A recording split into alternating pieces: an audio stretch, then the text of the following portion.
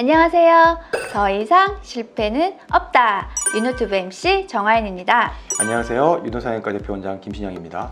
오늘은 말도 많고 탈도 많은 코끝 재료 어떻게 골라야 하나 이야기를 나눠보겠습니다. 실제로 상담 오시는 환자분들 대부분이 이 병원에서는 이 재료를 추천하고 저 병원에서는 저 재료를 추천하고 그래서 나는 과연 어떤 재료를 선택을 해야 하나 많이 헷갈려 하시더라고요. 의사마다 선호하는 연골이 다 다양한데요. 대부분의 경우는 이제 본인이 많이 쓰는 재료를 강조해서 설명을 하는 것 같습니다. 자기가 안 쓰는 재료에 대한 어떤 그런 단점을 부각시키는 그런 경우도 있는데, 사실은 단점과 단점이 다 혼합되어 있기 때문에 어떤 게 맞다라고 할 수는 없는 겁니다. 그래서 평소에는 잘 몰랐던 그런 내용에 대해서 제가 좀 자세하게, 특히나 이제 그 염증이 어떤 게 더 많이 생기더라, 흡수되는 것, 처짐에 대한 내용을 좀 중점적으로 설명을 드리고자 합니다. 자가 조직, 즉 내 연골을 쓰면은 더 염증 확률이 줄어드나요?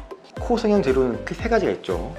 늑연골, 비연골, 코연골, 비중격이죠. 세 가지가 있고 매드포, 메쉬 이런 재료도 있습니다. 근데 아까 말씀드린 그런 질문에 대한 답은 노입니다. 본인 재료라고 하더라도 염증은 언제든지 생길 수 있고, 실제로 제 경험상으로도 이 연골의 종류에 따라서 염증의 확률이 바뀌지 않는다는 게 제 수년간의 경험상 결론입니다.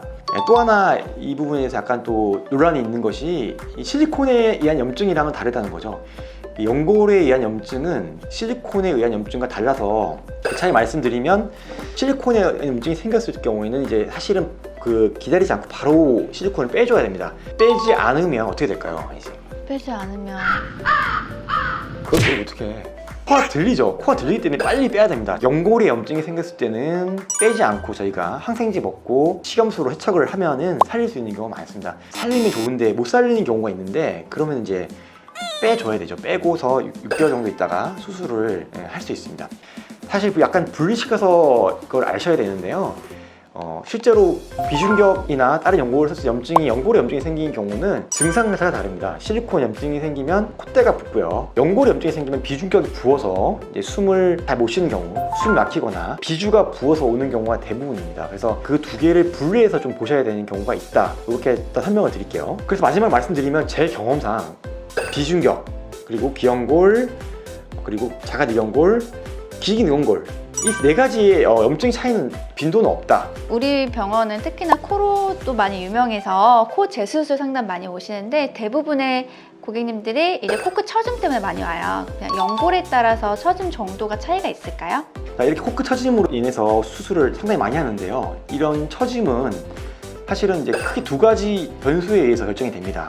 가장 중요하다 생각하는 것은 제가 보기에는 피부의 신축성, 두 번째는 연골의 강성입니다. 그래서 피부가 부드럽고 잘 움직인다고 하면은 사실 어떤 재료를 쓰더라도 잘 내려오지 않습니다. 피부가 딱딱하고 잘 안 움직인다 하면은 어떠한 재료를 쓰더라도 잘 내려옵니다. 근데 피부가 단단한데 기연골로 한다, 일단 처음부터 안 올라갑니다. 피부가 딱딱하고 코끝이 많이 처져 있는 경우라면 처음부터 단단한 연골을 써주는 게 맞고요. 피부가 부드러운 분들은 사실은 기연골을 하든 뭘 하든 상관은 없습니다.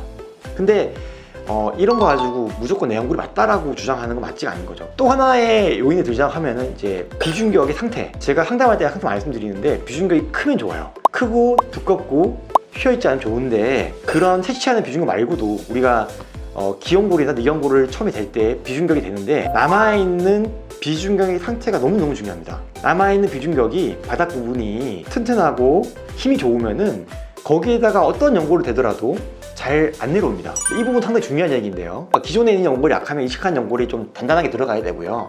기존의 연골이 튼튼하면 이식한 연골이 약한 게 들어가도 잘 안 내려옵니다. 피부의 신축성, 그리고 이식되는 연골의 상태, 종류, 그리고 기존에 갖고 있는 비중격, 내 코 연골이 튼튼하냐 약하냐, 이 세 가지가 아주 복합적으로 연결됩니다. 이게 모든 것들을 감안을 해서 저희가 재료를 고른다, 뭐가 맞다 적다 할 수는 없는 겁니다. 그러면 원장님 말씀을 종합적으로 들어보니 재수술 상담 오시는 분들이 대부분이 피부가 단단한 분들이 많겠네요. 네, 그렇죠. 피부가 부드러운 분들은 첫 수술부터 아무래도 결과가 좋은 경우가 많습니다. 그래서 재수술 선택해서 오시는 분들은 대부분 피부가 딱딱한 분들, 피부가 딱딱한데 무조건 나는 기연골이나 비중을 써달라고 하시면은 제가 대부분 다 돌려보냅니다. 안 된다고 말씀을 드리고, 어차피 실리콘 넣으시는데 본인 연고 떼기 쓰시면은 기증 연고를 쓰시라, 그렇게 해서라도 결과 뭐 모양이 예뻐야지만 수술하는 의미가 있으니까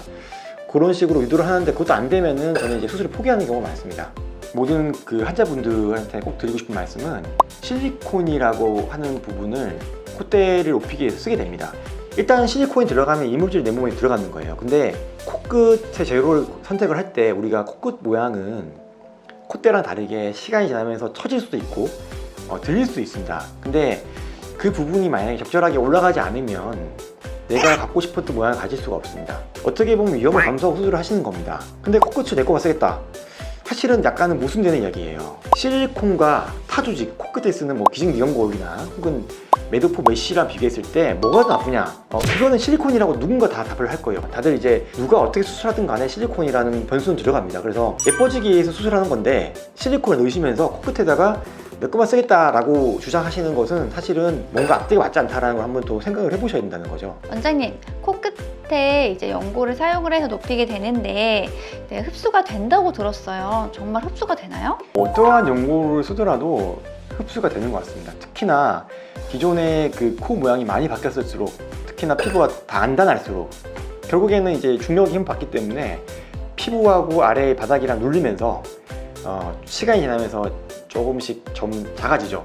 그게 본인 연골이든 남의 연골이든 간에 이제 피할 수 없는 그런 현상입니다. 그래서 그런 걸 감안해서 수술을 하게 되는데 조금 올릴수록 조금 내려가거든요. 그래서 기연골이 그런 부분에서는 장점이 될 수도 있는데 조금밖에 못 올리는 단점이 있죠.